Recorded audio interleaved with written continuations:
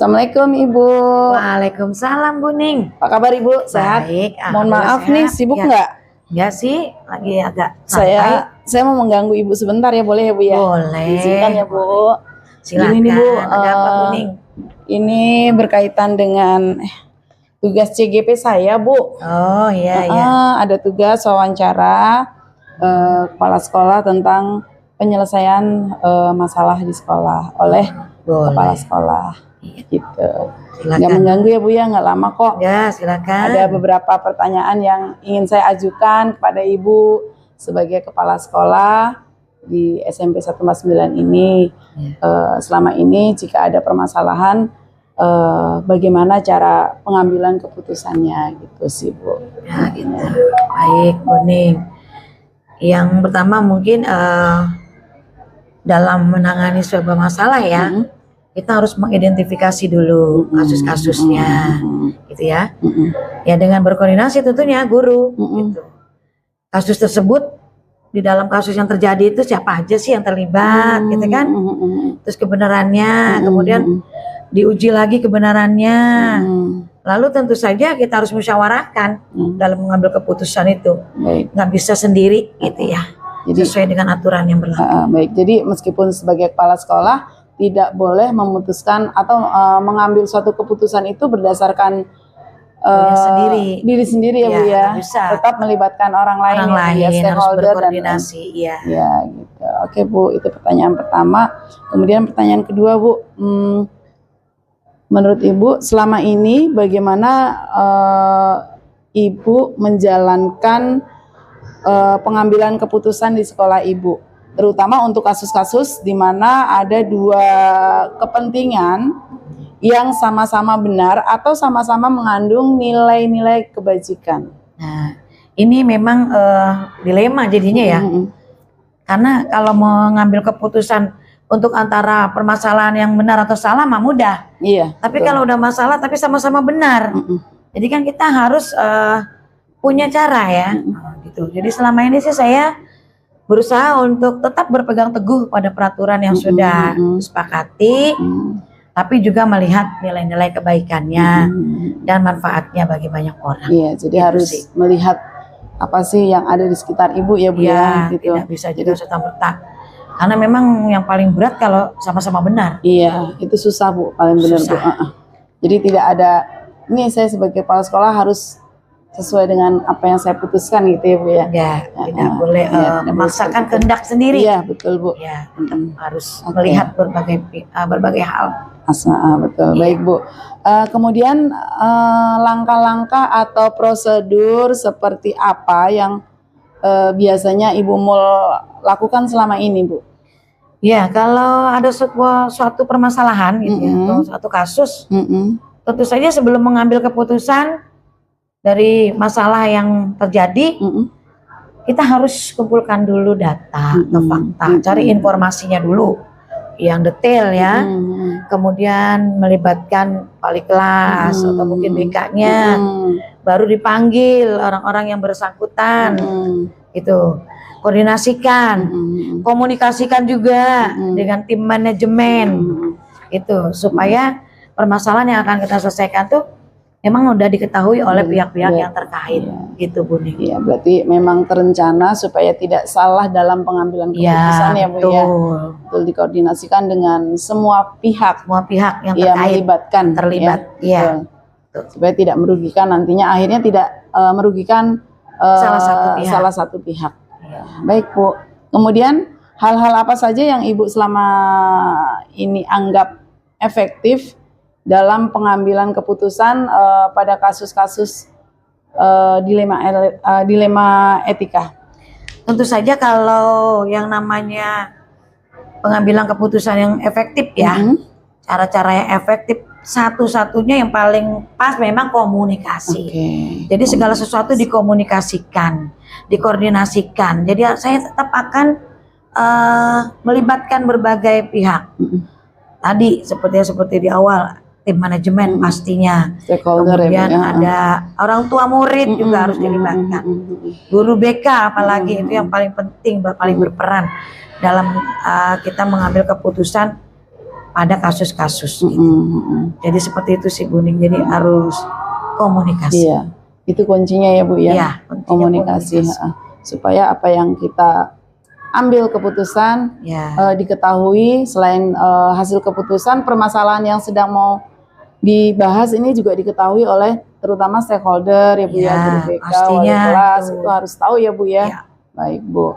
Kemudian hal-hal apa saja yang selama ini merupakan tantangan bagi Ibu dalam pengambilan keputusan pada kasus-kasus dilema etika? Ya, tantangan selalu pasti ada. Dalam sebuah sekolah, apalagi seorang kepala sekolah, sebelum mengambil sebuah keputusan, pasti dihadapkan pada tantangan. Karena ada kepentingan-kepentingan tertentu, orang-orang tertentu ya, dalam sebuah kasus gitu. Jadi sebelum memutuskan sebuah keputusan dalam menangani kasus, kita harus lihat kembali, tetap melihat pada siapa kita akan putuskan, kemudian dampaknya nanti ke depannya dengan keputusan yang kita buat, karena setiap keputusan yang diambil pasti ada dampaknya. Tantangannya seperti itu. Belum tekanan-tekanan dari luar, misalnya ada LSM dan sebagainya yang melaporkan sekolah, itu kan juga harus kita pikirkan. Jadi pasti ada tantangan, terutama dari pihak luar. Justru tantangannya dari pihak luar, dan itu kita mengantisipasi supaya tidak terjadi seperti itu ya Bu ya. Itu Bu. Ya baik Bu. Kemudian apakah Ibu memiliki sebuah tata kala atau apa ya, semacam jadwal tertentu dalam sebuah penyelesaian kasus dilema etika? Apakah Ibu langsung menyelesaikan di tempat atau Ibu memilih sebuah jadwal untuk penyelesaian masalah tersebut? Kemudian bentuk atau prosedur seperti apa yang Ibu sering jalankan? Ya, kalau untuk tata kala ya atau jadwal, setiap kasus kan beda-beda. Ada kasus yang ringan, sedang, berat. Tatkala kita dihadapkan pada kasus yang ringan, dan mungkin pada saat itu juga kejadiannya bisa kita langsung selesaikan, sesekali tetap kita langsung selesaikan di tempat. Tapi ada juga kasus yang mungkin membutuhkan waktu yang lebih lama, karena mungkin kasusnya agak berat, sehingga kita perlu membuat sebuah jadwal. Ada tahapan-tahapannya gitu, ada prosedurnya. Jadi misalkan kasus itu pertama kita serahkan dulu kepada wali kelas. Kalau wali kelas masih belum bisa menyelesaikan, baru kita lanjutkan kepada BK-nya. Di guru BK ternyata kasus itu juga belum bisa selesai juga. Kita serahkan kepada wakil kesiswaan. Tetapi di wakil kesiswaan pun terjadi, tetap kasusnya tidak selesai. Baru saya yang harus menyelesaikan, yang mengambil keputusan. Berarti ada waktu yang kita butuhkan untuk penyelesaian kasus tersebut. Jadi bisa saya buatkan, misalnya untuk yang terakhir, kalau sudah sampai ke kepala sekolah, kita jadwalkan kapan, begitu Bu Ning. Jadi dalam penyelesaian sebuah masalah itu sesuai dengan prosedur ya Bu ya.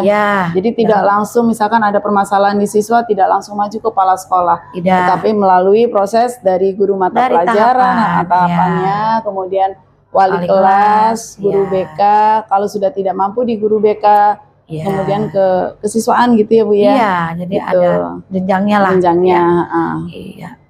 Baik. Sesuai dengan kasus. Baik Ibu. Kemudian adakah seseorang atau faktor-faktor apa saja yang selama ini mempermudah atau membantu Ibu dalam pengambilan keputusan dalam kasus-kasus dilema etika Bu? Ada, pasti ada. Gak mungkin seorang kepala sekolah menyelesaikan sebuah masalah sendiri. Sepintar, sehebat apapun seorang kepala sekolah, dia pasti membutuhkan orang lain. Khususnya kalau di sekolah kita kan punya yang namanya tim manajemen ya. Yang di dalamnya ada wakil, ada juga staf, guru gitu ya. Nah kita koordinasi. Jadi koordinasi dan komunikasikan dengan orang-orang tersebut gitu, termasuk melibatkan komite atau orang tua murid kalau perlu gitu ya. Kalau memang permasalahan itu, supaya apa yang kita ambil menjadi keputusan itu bisa diterima oleh semuanya, dan itu yang terbaik keputusannya gitu ya. tidak merugikan salah satu pihak. Ya. Gitu sih, dan bisa memuaskan semua pihak. Ya. Walaupun tidak semua keputusan itu bisa memuaskan semua. Iya. Iya. Baik Ibu, saya pikir dalam pengambilan keputusan dalam suatu permasalahan ini, Ibu hanya melibatkan stakeholder seperti wakil, manajemen dan stafnya, tapi ternyata juga orang tua dirangkul juga ya Bu ya. Karena kan memang orang tua yang lebih bersentuhan langsung ya dengan peserta didik kita. Betul. Gitu. Jadi kalau memang itu menyangkut kasus peserta didik, ya kita harus ajak orang tua diajak juga bicara ya Bu ya, untuk berdiskusi, untuk koordinasi. Betul, gitu sih Bu. Oke Bu, ini terakhir nih Bu, pertanyaan dari saya ya Bu ya. Ya. Dari semua hal yang telah tadi disampaikan, pembelajaran apa yang Ibu petik dari pengalaman Ibu dalam pengambilan keputusan dilema etika? Ya, tentu saja ini dari dalam pengambilan keputusan dilema ya, dilema etika itu pembelajaran yang saya ambil tuh sangat luar biasa ya. Betapa pentingnya komunikasi yang efektif, itu yang paling penting. Jadi komunikasi, koordinasi, kolaborasi dengan semua pihak dalam pengambilan keputusan tuh penting adanya. Karena kalau sudah melakukan itu semua, insya Allah keputusan yang kita ambil sudah melalui proses dan dampaknya juga akan positif kepada semua pihak, terutama dampak positif kepada peserta didik. Jadi yang tidak merugikan peserta didik, itu yang paling utama. Bagaimana kita memberikan pelayanan pada peserta didik. Jadi sekali lagi tentunya pembelajarannya yang paling terpenting adalah dalam mengambil sebuah keputusan, utamakan komunikasi yang efektif. Gitu sih Bu Ning. Gitu. Baik Ibu, ternyata Ibu sebagai seorang kepala sekolah dalam pengambilan keputusan dalam permasalahan dilema etika, setelah saya mendengarkan jawaban-jawaban Ibu, itu sudah sesuai dengan runtutannya atau panduan di dalam penyelesaian masalah Bu. Alhamdulillah. Alhamdulillah. Berarti ke depannya mungkin saya bisa belajar dari Ibu nih, misalnya diberikan kesempatan ya Bu menjadi pemimpin gitu. Pemimpin apa saja Bu, tidak harus kepala sekolah kan ya Bu ya. Iya. Pemimpin misalkan saya aktif di masyarakat, ada masalah, berarti saya bisa bersikap seperti Ibu gitu. Alhamdulillah, amin. Semoga Bu Ning sukses terus ya Bu Ning ya. Terima kasih Bu. Lancar. Terima kasih. Diklatnya baik. Dan mendapatkan hasil yang terbaik. Baik Ibu, mohon doa restunya ya Bu. Ya, sama-sama. Terima kasih ya Ibu. Terima kasih ya Bu atas waktunya. Sama-sama, saya sudah mengganggu waktu Ibu untuk bekerja. Saya jeda untuk menyelesaikan tugas saya. Terima kasih Bu, tetap sehat selalu ya Bu. Semangat. Amin, amin. Terima kasih. Sama-sama Bu Ning. Saya pamit ya Bu ya. Ya, silakan. Assalamualaikum. Waalaikumsalam warahmatullahi wabarakatuh.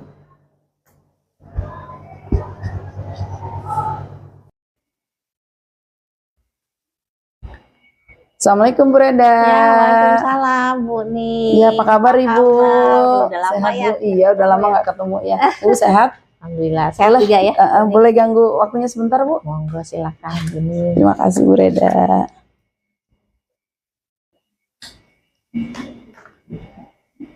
Gini Bu Reda, saya ingin meminta waktu Ibu sebentar nih terkait dengan tugas CGP saya untuk mengadakan wawancara dengan kepala sekolah tentang pengambilan keputusan. Boleh saya minta waktu sebentar? Ya, boleh silakan Bu Ning. Baik. Baik Bu Reda kan sebagai pimpinan atau kepala sekolah ya. Oke. Selama ini bagaimana Bu Reda dapat mengidentifikasi kasus-kasus yang merupakan dilema etika atau bujukan moral? Ya, terima kasih Bu Ning. Kalau kasus-kasus yang dilema etika, itu kan berarti kasus-kasus yang sebenarnya dua-duanya benar ya Bu Ning ya. Betul. Jadi tinggal kita mempertimbangkan mana ya yang kira-kira yang akan kita ambil gitu ya. Kemudian kalau bujukan moral tentu saja ini ada satu pihak benar, satu pihak salah. Tentu kita cenderung ambil yang benar tanpa menyingkirkan atau menyakitkan pribadi, khususnya pribadi ya yang sebenarnya yang salah. Jadi memang betul dalam pengambilan keputusan yang permasalahan dilema etika ini harus betul-betul apa ya, jangan sampai membuat orang yang bersalah itu merasa disalahkan gitu kan ya Bu Reda ya. Jadi kalau masih satu tim gitu ya, masih dalam satu sekolah gitu kan, itu yang perlu inilah kita bijak lah. Iya, harus bijak ya sebagai pimpinan ya Bu ya. Iya, baik Bu. Kemudian yang kedua nih Bu, selama ini bagaimana Bu Reda dalam pengambilan keputusan di sekolah, terutama untuk kasus-kasus yang di mana ada dua kepentingan yang sama-sama benar atau sama-sama mengandung nilai kebajikan. Apa yang Ibu dapat lakukan? Ya, yang pertama tentu saya akan memastikan ya, apa sih sebenarnya yang diinginkan gitu ya oleh kedua belah pihak. Mungkin saya akan saya yang akan menghampiri, nyamperin ya gitu ya, atau mungkin saya undang secara terpisah, komunikasi secara interpersonal gitu kan, apa yang sebenarnya yang jadi dilemanya gitu kan. Nah itu tentu saya akan mendengarkan lah ya, menanggapi dengan serius hingga merasa dihargai kan ya gitu. Begitu juga dengan pihak sebaliknya ya, gitu. Nah nanti tentu kita analisa dulu gitu kan, ini sebenarnya bisa kita terima atau tidak. Terus nanti kita juga mungkin bertanya atau berdiskusi lah gitu ya, mana yang kira-kira kita bisa ambil, entah kita padu-padankan sehingga kedua belah pihak merasa memiliki kebijakan atau keputusan yang akan diambil nanti gitu. Jadi menjadi menjembatani atau paling tidak Ibu mendengarkan dulu nih, menjadi pendengar yang baik dulu di antara kedua belah pihak ya Bu ya, agar nanti tidak ada yang merasa dirugikan atau tidak ada rasa keterpihakan Bu Reda berpihak kepada yang benar gitu ya Bu ya. Jadi mencari jalan tengahnya dulu ya. Kemudian langkah-langkah atau prosedur seperti apa sih yang biasa Ibu lakukan selama ini? Ya, biasanya prosedurnya itu kalau misalnya ada kasus mencuat ya, atau permasalahan yang mencuat, itu saya akan mencermati dulu dengan cara mendengarkan dulu keluhannya, permasalahannya, kemudian dianalisa apa duduk masalahnya sebenarnya gitu. Terus kemudian saya berusaha mencari solusinya kan gitu. Nah solusinya ini kalau kita analisa solusinya ini mudah, mungkin kita hanya melibatkan beberapa atau satu orang saja gitu kan, kita bisa segera mengambil keputusan. Tapi kalau dia lebih kompleks atau rumit, mungkin akan melibatkan beberapa orang atau tim manajemen gitu, kita diskusi, atau bahkan siswa, komite sekolah gitu. Ya kita bisa mengambil keputusan yang bisa mewakili orang banyak ya, supaya orang banyak gitu. Jadi intinya bukan hanya sebagai kepala sekolah itu menjadi keputusan mutlak dari seorang kepala sekolah, tetapi Ibu tetap nih mengajak stakeholder yang ada ya, entah itu wali kelas, guru BK, bahkan sampai ke orang tua murid atau komite ya Bu ya. Iya, cari informasi lah. Kalau kebetulan bersangkut bersinggungan dengan hal itu. Gitu. Ya baik, bagus sekali Bu Reda kalau seperti itu. Jadi tidak menjadi mentang-mentang kita seorang pemimpin, keputusan itu berada di tangan kita sepenuhnya ya. Wah, ya itu bahaya sekali gitu kan. Banget itu. Jadi bagus melibatkan orang lain yang betul Bu Reda. Oke. Selanjutnya Ibu, hal-hal apa saja yang selama ini Ibu Reda anggap efektif dalam pengambilan keputusan pada kasus-kasus dilema etika? Yang biasanya itu saya pendekatan lebih ini mungkin kalau biasanya kalau dipanggil ke ruang kepala sekolah itu lebih eksklusif ya. Oh gitu. Ya. Terutama untuk misalnya ada permasalahan guru senior atau apa gitu ya. Itu sebisa mungkin saya tidak langsung saya hadapkan. Tapi di hadapan berdua ya, tapi secara pribadi. Dan bicaranya santai, saya praktekkan coaching ya. Artinya tidak ada sifatnya atas bawah atau menggurui gitu ya. Kemudian saya juga mendengarkan dengan penuh ya apa yang menjadi keluhannya, permasalahannya gitu ya. Dan kita menanggapinya gitu ya, sehingga bisa apa terkesan tidak ada atas bawah atau saling menggurui ya. Dan dicari solusinya, nanti saya panggil lagi ya, saya itu ya. Kadang saya juga tidak langsung manggil, tapi saya yang datangi gitu, tergantung. Kita kan bisa melihat tipenya juga ya kan. Iya betul Bu. Gitu kan. Nah nanti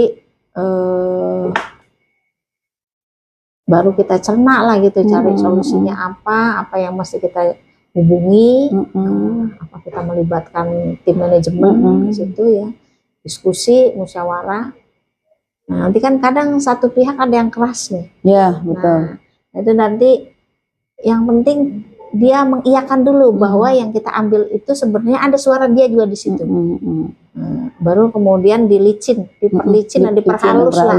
Ya, nah, itu pendekatan interpersonal nih, sama yang merasa oh saya cuman ada 30% pendapat saya di situ, gitu kan. Nah saya oke 30%, tapi 70% bukan kepada yang B, misalnya dia berseteru antara pribadi ya. Tapi yang 70% pendapat yang akhirnya menjadi keputusan itu adalah kebajikan universal, karena semua orang suka. Artinya kan itu, oh berarti saya 30% masuk ada suara. Nah itu perlu pendekatan interpersonal lah artinya, untuk orang-orang yang merasa jangan sampai dia itu bukan bagian saya berarti. Nah itu ya, itu yang mesti dibangun lah itu, sehingga merasa ownership-nya, memilikinya itu yang perlu dibangun gitu. Iya betul Bu Reda. Jadi dalam pengambilan keputusan itu tidak tidak ada keterpihakan kepada si A atau si B. Jadi kita berusaha mencari jalan tengahnya ya, untuk yang terbaik semua gitu ya. Oke Bu Reda. Kemudian hal-hal apa saja yang selama ini merupakan atau yang menjadi tantangan Ibu dalam pengambilan keputusan pada kasus-kasus dilema etika di sekolah Ibu? Ya tantangannya itu bagaimana kita cepat tahu permasalahannya, gitu. Kita cepat tahu permasalahan dan kita langsung segera waktu cepat menganalisa itu dan mengambil keputusan atau kebijakan yang tepat, gitu. Baik tepat hasilnya maupun tepat waktunya. Nah itu dia, jangan sampai udah basi baru ini ya. Itu kan. Betul. Nah, itulah tantangan yang berat lah yang mesti kita latih terus gitu ya. Iya betul. Berarti permasalahan gitu. Harus sigap ya Bu ya, dengan permasalahan yang ada, jangan bertele-tele. Pokoknya begitu ada kasus ya harus segera diselesaikan, dicari jalan. Iya betul. Solusinya gitulah ya. Tantangannya ya. Yang berat kan kita nggak tahu, ternyata permasalahan itu udah kemana-mana. Iya sementara betul, kita kemana aja gitu. Jadi kita telat menerima informasi. Itu tantangannya.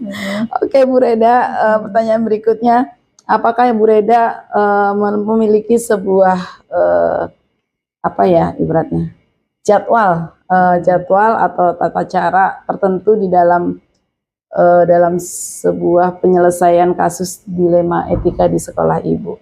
Terus kemudian apakah Bu Reda itu langsung menyelesaikan di tempat atau memiliki sebuah jadwal untuk menyelesaikannya? Bentuk atau prosedurnya seperti apa yang sudah Ibu lakukan atau Ibu jalankan? Kalau jadwal khususnya sih nggak ada, nggak ada.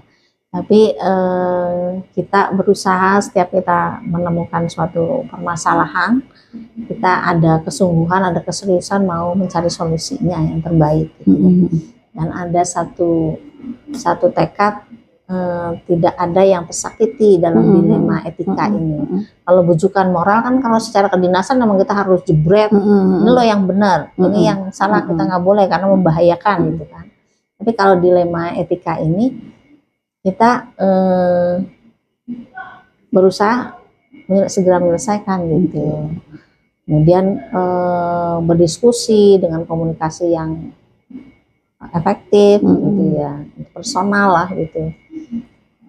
Itu yang menjadi itu. Dan tentu saja kalau masalahnya agak rumit ya kita mesti banyak cari tahu, nanya-nanya. Gimana nih caranya gitu. Jadi kuncinya kesimpulannya berusaha untuk segera menyelesaikan masalah itu ya Bu ya, dan mencari jalan solusinya. Gitu. Oke Bu Reda, yang berikutnya, adakah seseorang atau faktor-faktor yang selama ini mempermudah atau membantu Bu Reda dalam pengambilan keputusan di dalam kasus-kasus dilema etika? Ya, biasanya saya yang mempermudah itu yaitu kalau kita melibatkan orang-orang yang bersinggungan langsung atau mengerti permasalahannya, mencari tahu lah, check and recheck ya. Kemudian juga melibatkan tim. Jadi kalau ada apa-apa kita tidak otoriter, tidak disalahkan serta-merta ini keputusan kepala sekolah, tidak. Tapi inilah yang mewakili banyak orang gitu, tim gitu. Ya, musyawarah lah gitu, ya, diskusi. Jadi melibatkan orang-orang yang betul-betul paham terhadap permasalahan itu ya. Jangan melibatkan orang yang nggak paham, nggak tahu ininya dilibatkan, jadi nanti malah tidak bisa menemukan solusinya ya. Dan yang terpenting tadi saya dengar melibatkan tim manajemen ya Bu Reda ya. Kadang saya juga kalau pagi nih untuk jadwal rutin ya, pagi tuh saya keliling nih sampai, kalau misal sehat nih saya sampai lantai 4 minimal sehari sekali. Saya nyari tahu kadang ke siswa duduk bareng gitu ya, saat istirahat cari tahu permasalahannya apa. Karena nyari masalah, bukannya menggali informasi ya. Menggali informasi. Supaya tahu ada masalah apa. Gitu. Ada ya ternyata. Yang selama ini nggak sampai ke meja saya kan gitu. Gitu. Atau kadang duduk dengan guru ini, besok duduk lagi dengan guru ini gitu. Oh ternyata ada gitu. Yang kita takutkan kan ya itu tadi, permasalahan udah berkembang kemana-mana. Sementara kita nggak tahu, tapi tidak sampai ke pimpinan gitu ya. Ada keputusan sendiri yang kita nggak tahu. Kalau keputusannya itu bagus buat bersama gitu kan, kalau tidak, ya oke Bu Reda. Terakhir dari saya nih Bu Reda, dari semua hal yang tadi sudah Ibu sampaikan, pembelajaran apa sih yang Ibu dapat petik dari pengalaman Ibu sebagai pemimpin dalam pengambilan keputusan dilema etika ini Bu? Ya intinya bahwa hidup itu kan mesti terus belajar ya, berproses, jangan menyesali masa lalu, tapi selalu belajar ke depannya, terus melihat permasalahan itu dari skup kiri kanan gitu ya, jadi tidak hanya berfokus pada satu orang saja gitu. Terus juga setiap ada permasalahan itu kita jangan langsung, misalnya kita mau emosi nih, biasanya saya menghindar dulu nih, jadi dalam kondisi stabil dalam pengambilan keputusan itu. Terus juga tentu saja diskusi, melibatkan orang banyak, terus semangat untuk terus belajar gitu. Jangan menyesali masa lalu, tapi kedepannya kita terus belajar. Jadi kesimpulannya, dengan apa yang sudah terjadi, kita tetap harus melanjutkan ke depannya ya Bu Reda ya. Kita dengan adanya permasalahan kita bisa mengambil pelajaran supaya ke depannya bisa menjadi lebih baik ya Bu Reda ya. Nggak ada selesainya lah belajar itu. Betul Bu Reda, belajar itu harus panjang hayat ternyata Bu Reda. Waduh ternyata luar biasa nih Bu Reda. Saya mengucapkan banyak terima kasih ya Bu Reda ya. Sama-sama. Apa namanya, dengan saya wawancara dengan Ibu Reda sebagai Kepala SMP Negeri 6 Jakarta Timur, dan Bu Reda ini luar biasa juga sebagai guru penggerak ya, gitu. Jadi nanti juga nyusul nih sebentar lagi nih. apa yang tadi saya tanyakan mengenai pengambilan keputusan Bu Reda dalam menghadapi kasus-kasus dilema etika di sekolah Ibu, di sekolah yang Ibu pimpin ini, ternyata Bu Reda sudah mempraktekkan dari modul-modul yang sudah diajarkan di CGP gitu, dan ini mungkin pembelajaran juga bagi saya pribadi gitu ya, mungkin kedepannya jika insya Allah diberikan kesempatan gitu ya, untuk menjadi menjadi seorang seperti Bu Reda gitu, mungkin insya Allah saya juga bisa menerapkan seperti apa yang Ibu Reda sampaikan tadi. Saya semangat belajar terus. Iya. Terima kasih sekali lagi Bu Reda. Mohon maaf sudah mengganggu jam kerja dan jam istirahatnya, harusnya sudah istirahat tapi saya ganggu. Sama aja. Terima kasih Bu Reda ya. Sekali lagi. Permisi Bu Reda. Sehat selalu ya Bu. Assalamualaikum warahmatullahi wabarakatuh.